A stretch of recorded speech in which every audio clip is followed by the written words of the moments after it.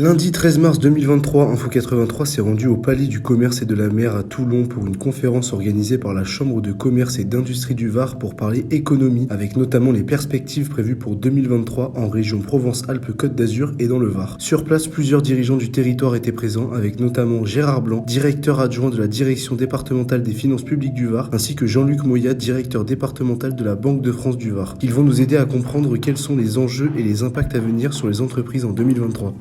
L'activité économique du Var au titre de l'année 2022 se traduit par une belle progression du chiffre d'affaires des entreprises varoises avec une augmentation de 11% de la TVA déclarée, mais également une belle progression de la TVA déduite sur immobilisation qui traduit l'effort d'investissement des entrepreneurs varois et donc également leur morale. On peut en déduire que malgré une augmentation du nombre d'ouvertures de procédures collectives, le moral des entrepreneurs varois se traduit par un investissement solide, une activité économique à la hauteur de cet investissement. L'enjeu sera de réussir à surmonter le pic de l'inflation que nous connaissons et c'est la raison pour laquelle le gouvernement a mis en place toute une série d'aides à destination des entreprises pour leur permettre de supporter l'augmentation du coût de l'énergie. Les PME et les TPE ont une attestation à remplir pour bénéficier des dispositifs d'aide en ligne sur le site impôt.gouv.fr ou sur le site de leur fournisseur d'énergie. Remplir cette attestation est très simple. Dispositifs qui sont rétroactifs à partir du 1er janvier pour celles et ceux qui n'ont pas encore rempli cette attestation.